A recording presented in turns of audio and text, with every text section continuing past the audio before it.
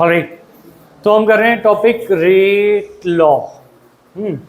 तो rate law में तुम यही चीज समझो कि तुम एक शर्ट बनाने की फैक्ट्री में काम कर रहे हो और उसमें हमारे पास है स्लीव्स, और ये स्लीव्स हैं 2 स्लीव्स और एक टॉप मिलके क्या बनाता है, एक टी शर्ट, राइट। तो हमें याद रखना है कि 1 T shirt is made by 2 sleeves plus 1 top, है ना। तो अगर हम एक फैक्ट्री में काम कर रहे हैं और हमें टी शर्ट्स बनानी है और ये पता है कि भाई लेबर की कोई कमी नहीं है, दैट मीन्स ये प्रोसेस लेबर से तो लिमिट नहीं होगा, लेबर भरपूर है मार्केट। तो रेट ऑफ प्रोडक्शन कि कितना शर्ट बन के आ रही है, ये rate of this process will depend on raw material या प्रोडक्ट्स, कि कितनी स्पीड पे रॉ मटेरियल आता है उस पर डिपेंड करेगा या कितनी जल्दी प्रोडक्ट्स बन रहे हैं उस पर। ऑब्वियसली कितना रॉ मटेरियल तुम सप्लाई करोगे, लेबर की कोई कमी नहीं है तो ये बन के प्रोडक्ट बना लेंगे। तो अगर रॉ मटेरियल की स्पीड बढ़ जाए तो कैन आई से कि जो रेट ऑफ रिएक्शन है it is directly dependent on concentration of reactant या प्रोडक्ट्स, रिएक्टेंट्स, ठीक है। तो अगर मुझे इक्वल करना हो what do I need, constant. तो I would need a constant जिसमें कंसंट्रेशन ऑफ रिएक्टेंट की डायरेक्टली प्रोपोर्शनल, ठीक है। अब ये रिएक्टेंट सपोज टॉप और स्लीव्स थे, ठीक है। तो टॉप और स्लीव्स रिएक्टेंट थे, तो अगर हम बोले इस बार ये प्रोडक्शन रेट किस पे डिपेंड करेगा, स्लीव्स पे भी और टॉप पे भी, कितना जल्दी स्लीव्स और टॉप आ रहे हैं तो to produce the product, right, yes और नो, यस। तो इसमें क्या स्लीव्स और टॉप पे ये बराबर डिपेंड करेगा या किसी पे ज़्यादा डिपेंड करेगा, किस पे कहाँ, किस पे ज़्यादा करेगा, स्लीव्स पे ज़्यादा करेगा, क्यों, टॉप पे ज़्यादा करेगा, क्यों, स्लीव्स पे ज़्यादा डिपेंड करेगा। अब 50 स्लीव्स 50 टॉप आ रहे हैं तो 25 टी शर्ट बनेंगी, तो किसने लिमिट किया, स्लीव्स, है ना। तो सुनो मेरी बात, अगर ये आ रहे हैं 5 स्लीव्स हैं और 5 टॉप है तो शर्टें कितनी बनी, सिर्फ 2, ठीक है। तो किसकी कमी ज़्यादा इफेक्ट करेगी, स्लीव्स की।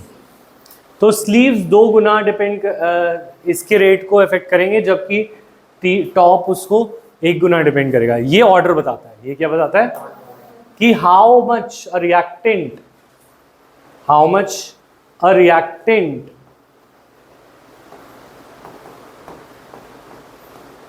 affects the rate is given by the order. So this is the order with respect to sleeves and order with respect to top.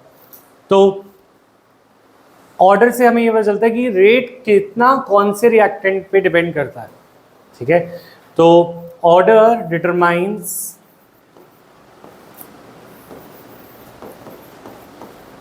The degree to which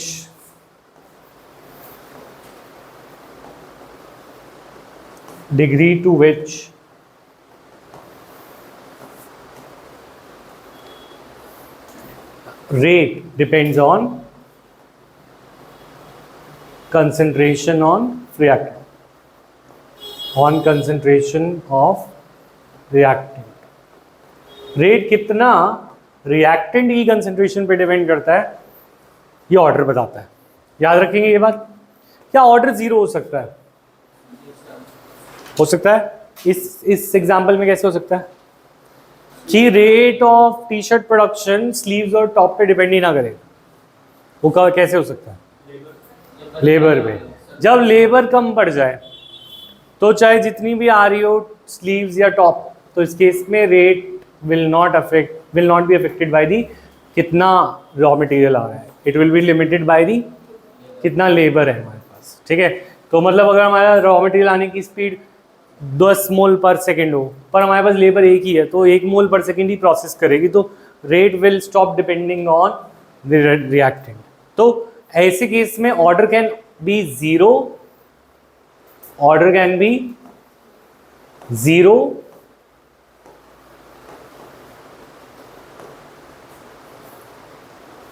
fraction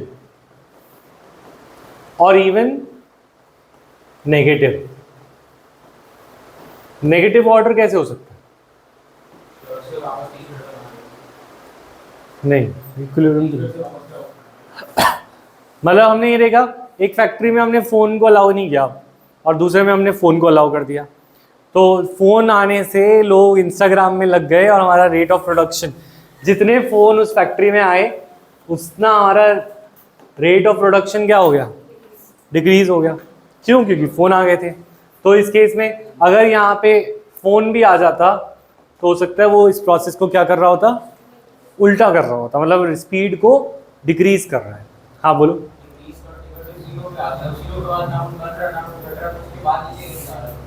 तो इक्विलिब्रियम पे आ रहा है ना अभी, equilibrium तो हम करा है, अब तो हम स्पीड पे ध्यान दे रहे हैं। तेरा क्या कहने का मतलब है? क्वेश्चन क्या है? जीरो से नीचे नहीं जा रहा, हम देख रेट थोड़ी जा रहा है, ऑर्डर जा रहा है। ऑर्डर माने कि कोई सब्सटेंस उस प्रोसेस को खराब कर सकता है, मतलब धीरे कर सकता है, धीरे कर रहा है, ये नेगेटिव नहीं कर रहा रेट। ऐसा नहीं है कि नेगेटिव टी शर्ट्स बनने लग जाएंगी, टी शर्ट्स तो बन रही हैं पर फ़ोन के आने से वो रेट कम हो रहा है, तो ये नेगेटिव रेट ऑर्डर का मतलब है। समझ में आई ये बात? तो order can be zero, negative और इवन अ फ्रैक्शन। ठीक है, तो अब इस केस में तुम्हें ऑर्डर के बारे में समझ आ गई है बात, तो how do we determine the order? और इसको रेट लॉ बोलते हैं। Rate law is the expression in which, definition लिख ली? रेट लॉ की डेफिनेशन क्या बोली थी? रिप्रेजेंटेशन ऑफ दी, हाँ उससे बेटर रिएक्शन। और रेट लॉ की डेफिनेशन शायद आगे है। ठीक है, तो रेट लॉ की definition is this: rate law is the expression in which the rate of the reaction is given in the terms of molar concentration. लिखो, it is the expression in the which, it is the expression in which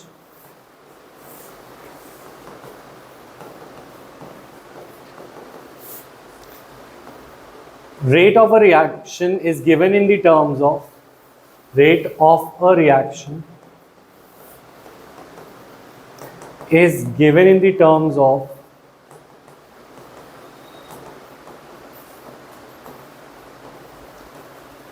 molar concentrations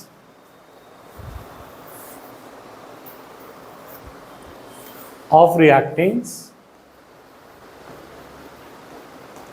raised to some power which may or may not be their stoichiometric coefficient, which may or may not be their stoichiometric coefficients.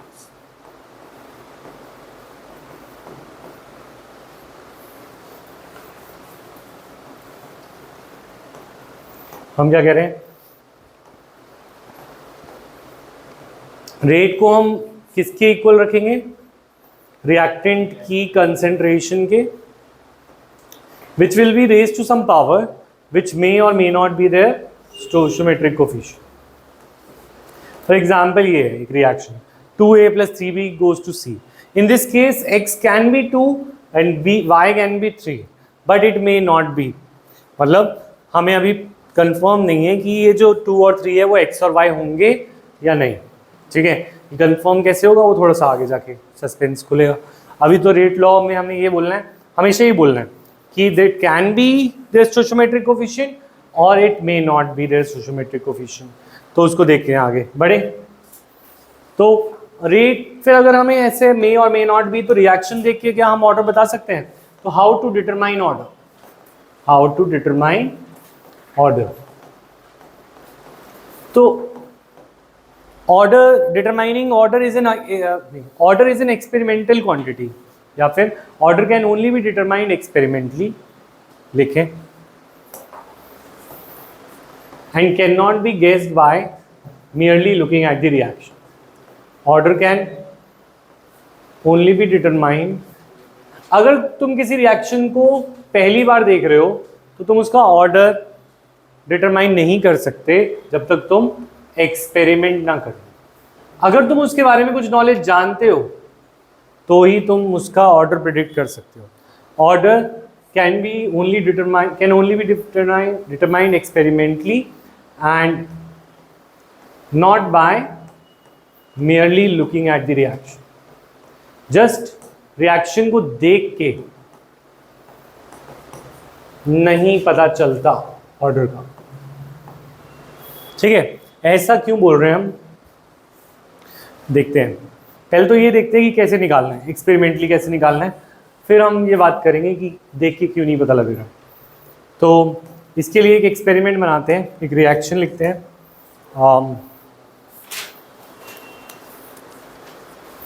Reaction लिखो NO2 रुको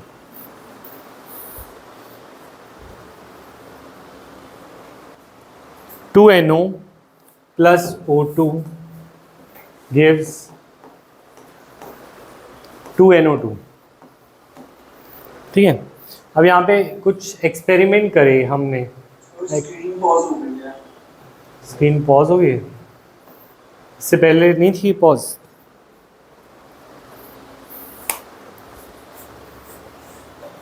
तो हम कर रहे थे NO plus O2 gives 2NO2, ठीक है। इस रिएक्शन में हमें कंसंट्रेशन दे रखी थी, हमने खुद अपने रिएक्शन में NO की कंसंट्रेशन ली थी 0.30 फर्स्ट एक्सपेरिमेंट में, और O2 की ली थी 0.30, और हमने रेट पता लगाया। क्या पता लगाया?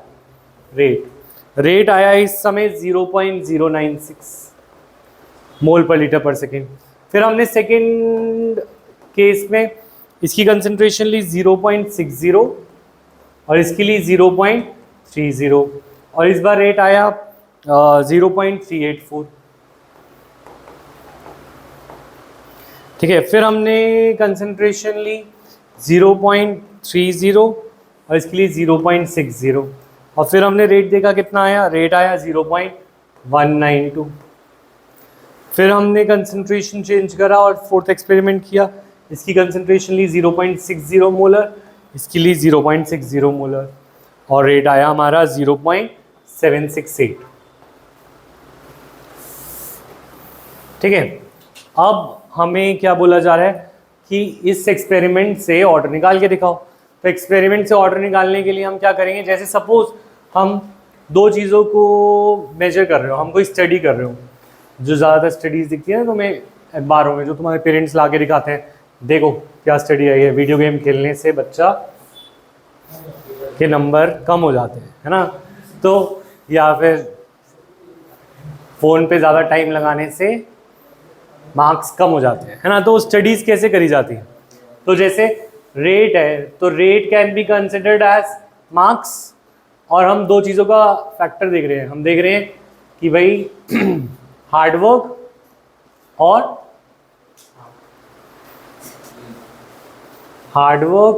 यानी कि होमवर्क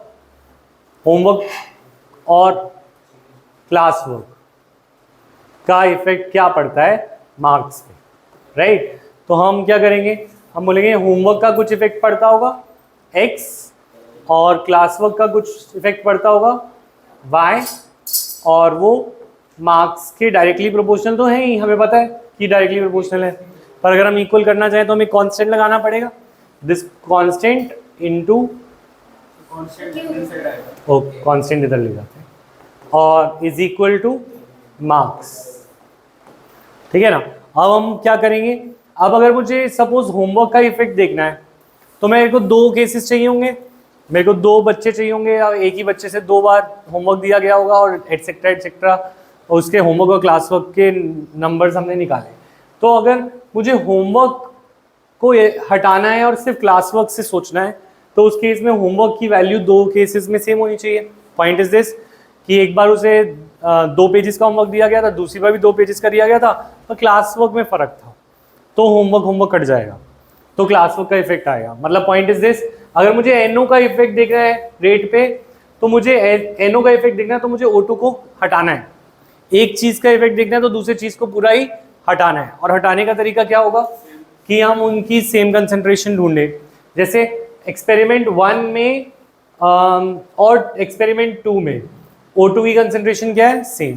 तो अगर मैं ये दो एक्सपेरिमेंट उठाऊं तो इसमें जो रेट का इफेक्ट होगा वो ड्यू टू O2 होगा या ड्यू टू NO होगा?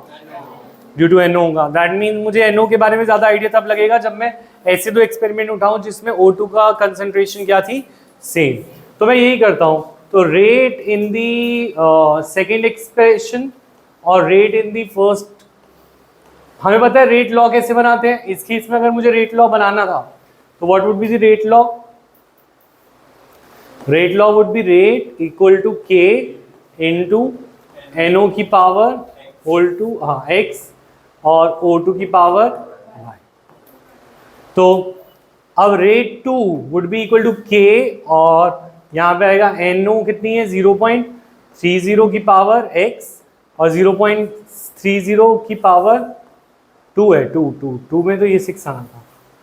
सेकेंड वाले एक्सपेरिमेंट में 0.60 था ये की पावर क्या थी, X और 0.30 की पावर क्या थी, Y divided by K।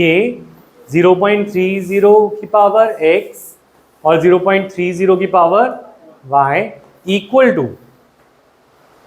Rate of 2 कितना था, 0.384 और 096। अब इसमें क्या क्या कट जाएगा, वी विल गेट K से K कट जाएगा, इससे ये कट जाएगा, बचेगा क्या 1:2। ओहो उल्टा काट दिया मैंने, ये कटेगा। ठीक है, तो ये क्या बचेगा 2 की पावर X, क्योंकि ये 2 हो जाएगा और 2 की टोटल पावर X बन जाएगी। ये इज इक्वल टू, इसको अगर हम कट करेंगे तो ये क्या बन जाएगा 4, ये 4 टाइम्स कट जाएगा। तो X की वैल्यू कितनी आएगी, X विल बी 2। X की वैल्यू क्या आई, 2। तो इस केस में हमारा एक पार्ट हो गया, दैट इज हमारा X निकल गया। X क्या निकल गया, 2।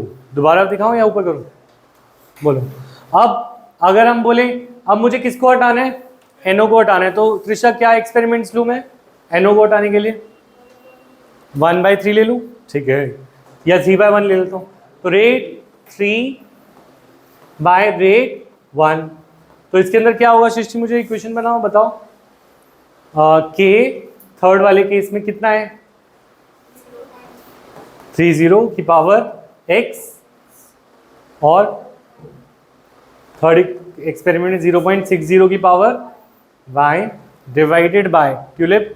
फर्स्ट के अंदर रेट लॉ कितना है, 0.30 की पावर और 0.30 की पावर Y। तो अब 3/1 क्या क्या क्या कट गया दीक्षिका, इस इक्वेशन में क्या क्या काट दूं, X वाली टर्म या Y वाली टर्म? अच्छा पहले रेट लॉ बता दे, रेट किसका किसका करूं, 0.192 डिवाइड बाय 0.096, ये 96 का डबल होगा 192। ठीक है, तो it will come out to be 2। और उधर से क्या आएगा, अगर हम देखें तो ये सारा कट गया, अब बचा क्या 2 to the power Y is equal to 2, तो Y इक्वल टू 1। तो इससे हमारा रेट लॉ आ गया। बट ये रेट लॉ कैसे डिटरमाइन किया गया, एक्सपेरिमेंटली। तो रेट लॉ आया क्या, rate is equal to K into NO की पावर 2 और O2 की पावर 1। देखा जाए तो आ तो वही गए, सोशियोमेट्रिक कोफिशिएंट है ना।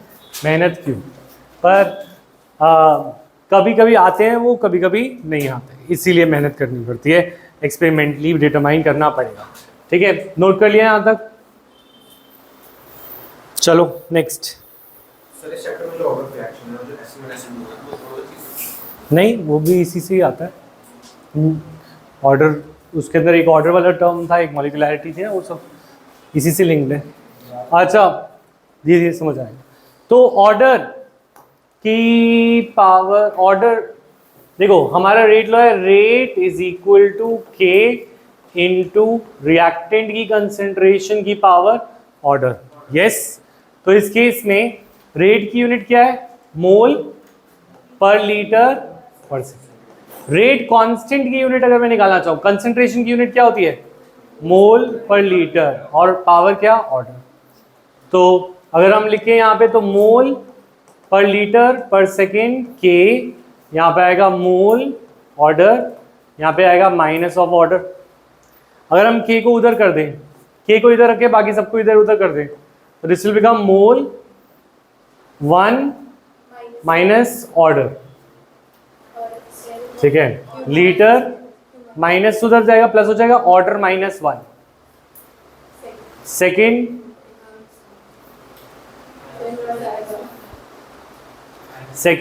इनवर्स ही रहेगा। तो ये एक फॉर्मूला है जिससे हम रेट कांस्टेंट की यूनिट निकाल सकते हैं from direct order. For example, अगर ऑर्डर 1 होगा तो what will be the unit of the rate constant? हाँ, के की यूनिट क्या होगी? 1 माइनस 1 0 हो गया, 1 माइनस 1 0 हो गया, बचा क्या? Second inverse.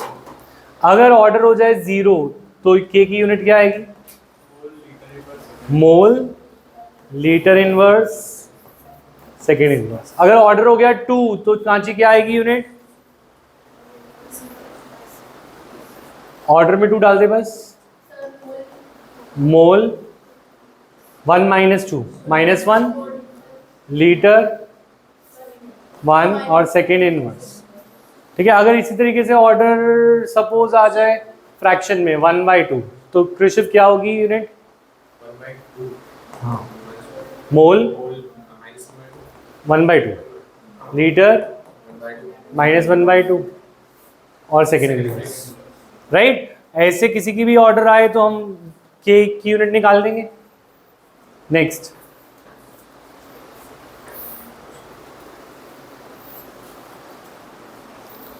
तो ऑर्डर, अब एक और टर्म आती है that is called the molecularity of reaction. What is मॉलिक्यूलैरिटी?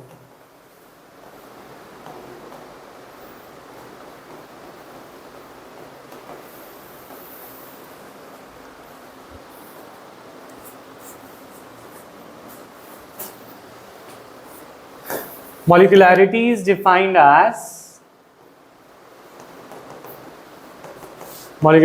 defined as number of molecules colliding simultaneously in order to bring about a chemical reaction.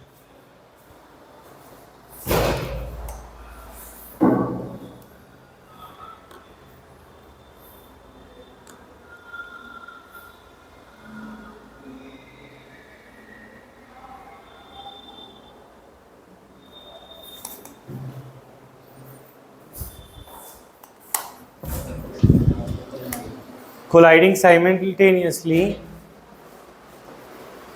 in order to bring about a chemical reaction.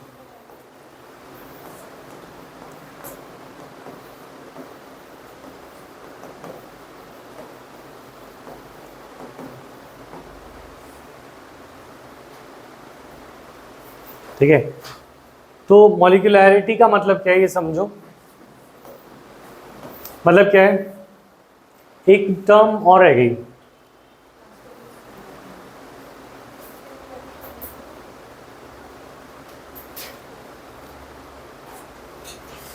यहां पे in an elementary reaction. Elementary का मतलब होता है single step reaction. Elementary reaction, ये word भी add करो तो मनदीप। ठीक है, अब एलिमेंट्री और कॉम्प्लेक्स अभी डिस्कस करेंगे, पर ये समझो कि जैसे फॉर एग्जांपल H2 और I2 मिलके बनाते हैं HI। क्या बनाते हैं? HI। H2 और I2 मिलके 2HI बनाते हैं।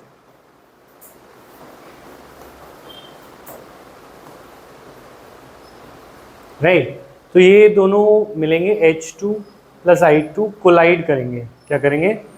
कोलाइड। कोलाइड माने ये टकराएंगे और इस टकराने के प्रोसेस में ये बन जाएंगे। तो H2 plus I2 giving us 2HR, right, ये रिएक्शन है। तो इस रिएक्शन के लिए कितने मॉलिक्यूल्स ने मिलकर कोलाइड किया? 2, एक H2 का और एक I2 का, तो ये दोनों मिलकर कोलाइड कर, तो हमारे बने HI। तो हमारे क्या बने? तो कितने कोलाइड करेंगे वो हमारा मॉलिक्यूलैरिटी है। तो इस रिएक्शन की मॉलिक्यूलैरिटी क्या है? 2। इस रिएक्शन की मॉलिक्यूलैरिटी क्या है? अच्छा, अगर सपोज ये रिएक्शन उल्टी हो रही होती, 2HI गोज टू H2I2, तो इसकी मोलैरिटी क्या होती, मॉलिक्यूलैरिटी क्या होती? तब भी 2 होती, क्योंकि 2 HI को टकराना पड़ता। ठीक है, क्लियर है पॉइंट? अच्छा, कोई और एग्जाम्पल लेते हैं। ठीक है, अगर मैं बोलूँ ये reaction N2 plus 3H2 gives 2NH3, मॉलिक्यूलैरिटी क्या है? 4। क्यों? क्योंकि एक इसका और 3 इसके, कितने टकराने पड़े? 4, तो मॉलिक्यूलैरिटी इज 4। और अगर इसका उल्टा होता तो मॉलिक्यूलैरिटी क्या होती? 2। तो मॉलिक्यूलैरिटी के बेसिस पे reactions are divided into unimolecular, bimolecular, trimolecular या टर्मॉलिक्यूलर। ठीक है, तो एक बार इसके आगे बढ़े।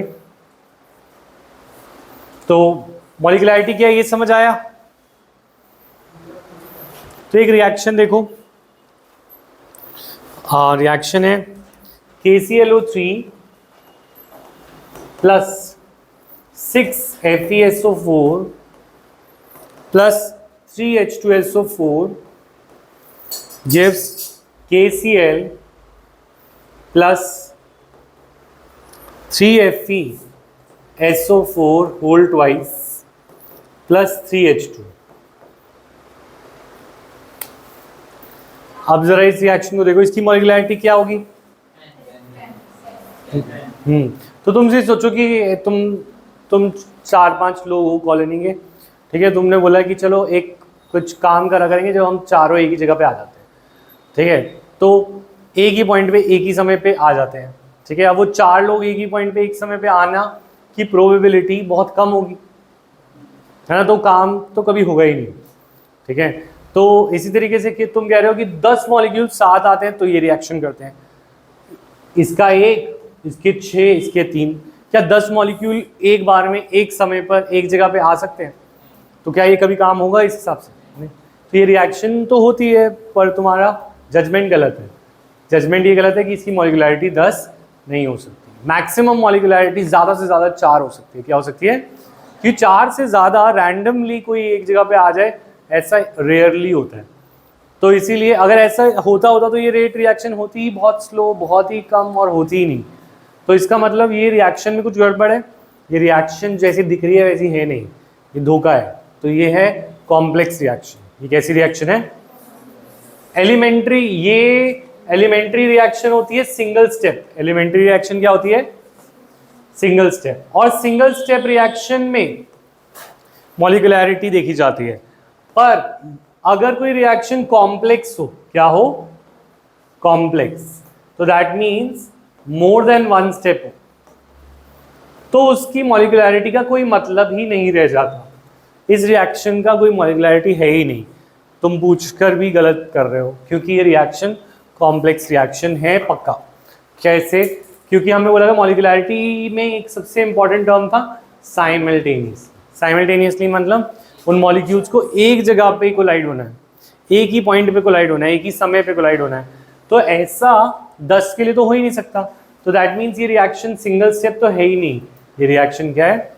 Multiple step. यानी कि ये पहले हो सकता है KCl FeSO4 से मिलता हो, और ऐसा हो सकता है FeSO4 H2SO4 KClO3 से मिलता हो, बीच में कुछ बनता हो, और फिर वो आगे जाके रिएक्शन करता हो। मतलब 10 के 10 एक जगह पे नहीं मिले, पहले 3 मिल गए, फिर बाद में 3 मिल गए, फिर बाद में 2 मिल गए, ऐसे करके रिएक्शन ये हुई है। समझ में आई बात? तो कॉम्प्लेक्स रिएक्शन में मॉलिक्यूलैरिटी हैज़ नो मीनिंग। तो हमने 2 चीज़ें पढ़ी आज, ऑर्डर और मॉलिक्यूलैरिटी। तो एक क्वेश्चन करना है, describe difference between order and molecularity, या give difference between order and molecularity.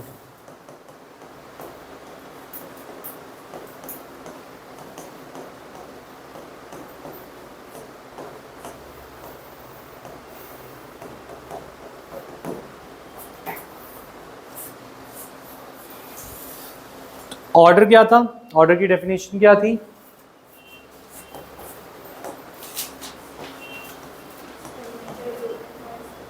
Order और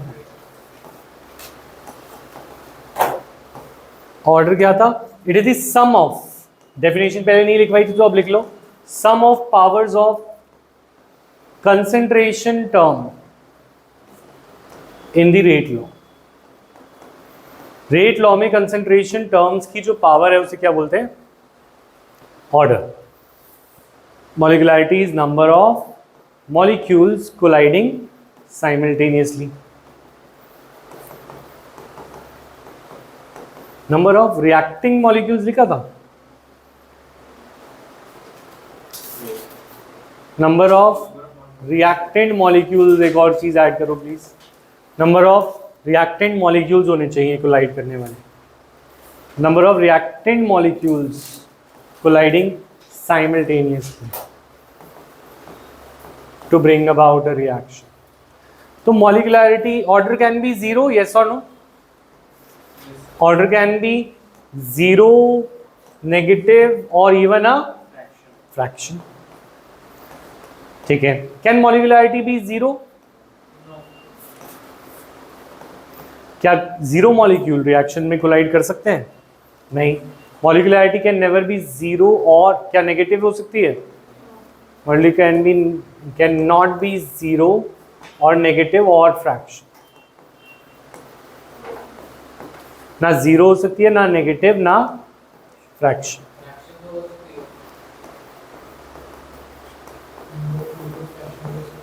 मॉलिक्यूल्स को फ्रैक्शन वो मोल्स में लिखते हैं, मोल्स होते हैं, हाफ मोल्स हो सकते हैं।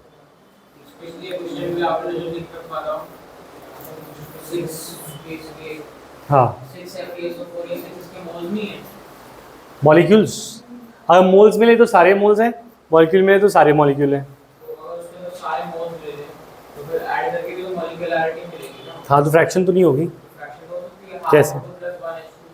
मॉलिक्युलैरिटी ऐड करके ऐसे मिलती है, मॉलिक्युलैरिटी तो रिएक्टेंट की ना, हाँ, रिएक्टेंट क्या ऐड कर रहा है, तो ये रिएक्शन ले ले CH4, या हमने जैसे कंबशन की रिएक्शन करी है, C2H6 + 7/2O2 gives CO2 + H2O, right. अब तो कह रहे हैं इसके अंदर मॉलिक्युलैरिटी ले लूँ, ये जो 7/2 लेते हैं ना, ये तभी ले सकते हैं जब हम मोल्स कंसिडर कर रहे हो, मतलब मोल्स माने मोल्स का तो हाफ कर सकता है, तो डजन्स का हाफ कर सकता है, पर आधा केला खरीदता है क्या भैया? आधा केला दे दो, पर आधा दर्जन केला तो खरीद लेता है, तो आधा। इसी तरीके से हम बोल रहे हैं molecules can never be half. 10th class के क्वेश्चन था ये कि what is the meaning of CaSO4, gypsum का एक क्वेश्चन था, CaSO4 डॉट हाफ H2, तो what is the meaning of half H2?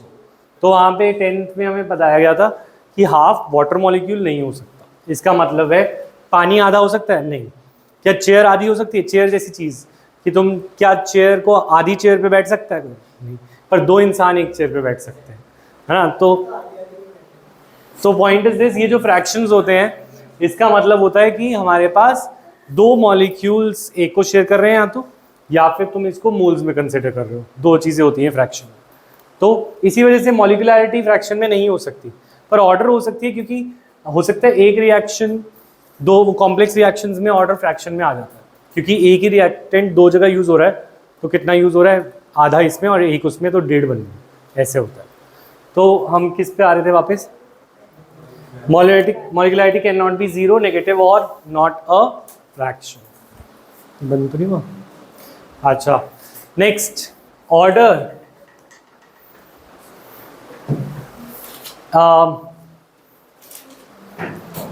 Order of the slowest step is the overall order. Order of the slowest step, पे लिख लो तुम,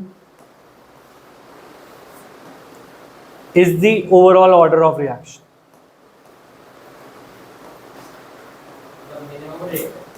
पहले लिख लो,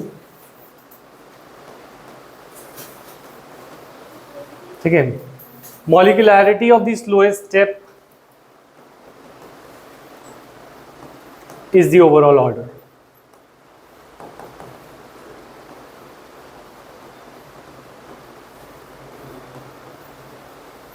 ये दोनों पॉइंट्स कंफ्यूजिंग हैं। हाँ मतलब सिमिलैरिटी टाइप है, पर फिर भी तुम इसको कंसेप्ट वाइज इसके डिफरेंस में डालो।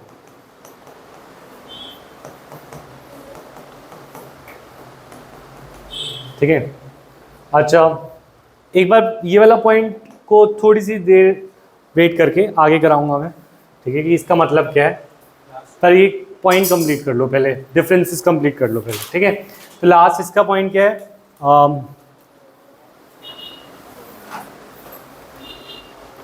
हाँ, ऑर्डर हैज नो, नहीं, order can be given to elementary as well as complex reaction, यानी सिंगल स्टेप हो या मल्टी स्टेप हो, उनका ऑर्डर होता है, can be given to elementary और as well as complex reaction.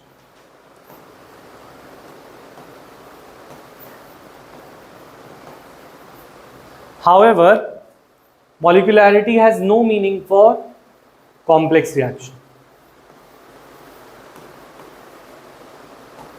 Molecularity has no meaning for complex reaction. Complex reaction के लिए मॉलिक्युलैरिटी का कोई मतलब नहीं होता। अभी देखा था ये वाला पॉइंट, जब 10 आ रही थी मॉलिक्युलैरिटी तो हम बोले थे ऐसा हो ही नहीं सकता कि 10 एक साथ है। तो कॉम्प्लेक्स रिएक्शन में मॉलिक्युलैरिटी का कोई मतलब नहीं होता। अब जो प्रॉब्लम सबसे ज़्यादा क्रिएट करेगा ये वाला स्टेप। तो वापस आते हैं इस पे, रेट लॉ पे। रेट लॉ क्या था, raise to sum power which may और may not be there stoichiometric coefficient. हमने बोला था ये x2 हो भी सकता है और y3 हो भी सकता है और हो सकता है ना हो। तो अब बात आती है कि कब हो सकता है और कब नहीं हो सकता। तो पॉइंट ये है कि अगर ये रिएक्शन सिंगल स्टेप हो, क्या हो, यानी सिंगल स्टेप को क्या बोलते हैं, फॉर एलिमेंट्री रिएक्शंस। अगर तुम्हें पता हो कि वो रिएक्शन एलिमेंट्री है, सिंगल स्टेप है, तो उसकी मॉलिक्युलैरिटी ही उसका ऑर्डर होती है। तो उसका मॉलिक्युलैरिटी ही क्या होती है, ऑर्डर। फॉर एग्जाम्पल अगर मैं तुम्हें बोल दूं कि ये रिएक्शन एलिमेंट्री है, ये क्या है, तो तुम्हें एक्सपेरिमेंट से करने की भी जरूरत नहीं है, तुम इसका ऑर्डर बता सकते हो, A will be power 2 and B would be power 3, ठीक है।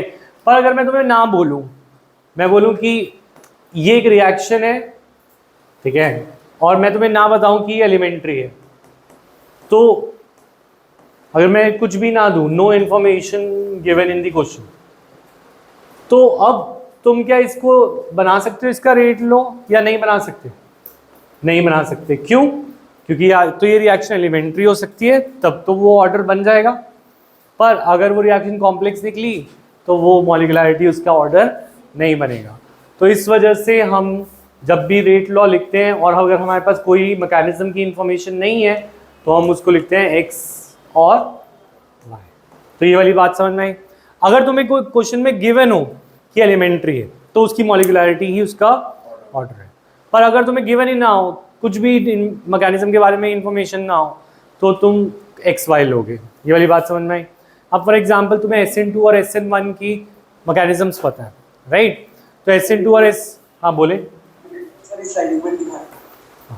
अगर फॉर एग्जांपल तुम्हें SN2 और SN1 के मैकेनिज्म्स पता है तो उसको तुम देख के भी बता सकते हो कि उसकी मॉलिक्युलैरिटी क्या है, ऑर्डर क्या है। क्यों? क्योंकि तुमने उसको देखा हुआ कि वो कैसे होती है। फॉर एग्जाम्पल मिटाए, for example SN2, if you remember, तो SN2 में एक न्यूक्लियोफाइल आता है, वो दूसरे को रिप्लेस करते हुए जाता है, राइट? तो ये रिएक्शन में मुझे एक बात बताओ, ये एलिमेंट्री है या कॉम्प्लेक्स? ये एक स्टेप में हो रही है या मोर देन वन स्टेप में? एक स्टेप में हो रही है, तो ये एलिमेंट्री हुई, यस और नो? तो एलिमेंट्री रिएक्शन में इनकी जो मॉलिक्युलैरिटी है, इनका ही ऑर्डर बन जाता है। तो इस रिएक्शन की मॉलिक्युलैरिटी भी 2 थी SN2 की, और इसका ऑर्डर भी क्या था, 2, यस और नो? ठीक है। ऑन दी अदर हैंड जो SN1 होता है, SN1 इफ यू रिमेंबर, पहले एक कार्बोकटाइन फॉर्मेशन होता है जिसमें से न्यूक्लियोफाइल चला जाता था, और सेकेंड स्टेप में कार्बोकटाइन पे अटैक होता था दूसरे न्यूक्लियोफाइल में, राइट? तो इस केस में एक स्टेप स्लो था, एक स्टेप क्या था, स्लो, और दूसरा वाला फास्ट था, ठीक है ना। अब ये कॉम्प्लेक्स रिएक्शन है, SN1 एक कॉम्प्लेक्स रिएक्शन है, तो SN1 में उसकी मॉलिक्यूलरिटी, उसका ऑर्डर हो ज़रूरी नहीं है, यानी कि तो इस वजह से हम स्लो स्टेप पे देखते हैं। जो अगर एक रेस चल रही है और उसमें से सबसे स्लो मेंबर पे डिपेंड करता है कि उस दिन वो रेस जीतते हैं या नहीं। मतलब एक रेस में 5 मेंबर्स हैं और एक सबसे स्लो मेंबर है जिस पूरी टीम को पता है कि ये स्लो है, तो लास्ट डे पे जीतते हैं नहीं, तो वो लिमिटिंग फैक्टर शायद वो इंसान ही बनेगा जो सबसे स्लो भाग रहा है ना। तो इसी वजह से अगर हम बोले एक कॉम्प्लेक्स रिएक्शन में 2 स्टेप्स हैं कॉम्प्लेक्स रिएक्शन में, तो जो स्लो वाला स्टेप है वो रेट डिटरमाइन करेगा या फास्ट वाला? स्लो वाला रेट डिटरमाइन करेगा। तो स्लो वाला रेट डिटरमाइन करेगा तो कहना है इससे कि स्लो वाला एलिमेंट्री है, स्लो वाले की मॉलिक्यूलरिटी कितनी है? 1, तो इसका मॉलिक्यूलरिटी 1 है तो इसका ऑर्डर भी 1 है और ओवरऑल भी इसी पे डिपेंड करेगा, तो ओवरऑल ऑर्डर भी क्या हो गया? तो स्लोएस्ट स्टेप की मॉलिक्यूलरिटी स्लोएस्ट स्टेप का ऑर्डर भी होती है और स्लोएस्ट का ऑर्डर ओवरऑल का ऑर्डर भी होती है। ये वाली बात मैं यहाँ पे कह रहा हूँ, order of the slowest step is the overall order, क्योंकि स्लो वाला सबसे इंपॉर्टेंट है रेट डिटरमाइन करने के लिए, और molecularity of the slowest step is overall order, क्योंकि मॉलिक्यूलरिटी क्योंकि वो एलिमेंट्री होते हैं, हमेशा कॉम्प्लेक्स रिएक्शन के सारे स्टेप्स अगर रखें वो एलिमेंट्री मानने हैं, एलिमेंट्री ही होते हैं, उनके अंदर कोई सब स्टेप नहीं होगा। हाँ हाँ, तो स्लो वाला रेट डिटरमाइनिंग, जो भी स्लो है वो रेट डिटरमाइनिंग, और इसकी वैसे आगे और भी चीज़ें मैटर करती हैं कि वो कौन से नंबर पे आ रहा है, पहले स्लो आ रहा है बाद में फास्ट आ रहा है, तो वो चीज़ें भी हैं, पर अभी के लिए तुम्हें ये समझना है कि slowest step is the rate determining, तुम्हें उससे ज़्यादा डिटेल में नहीं पूछना काइनेटिक्स से, ठीक है। तो बस यही करना है आज।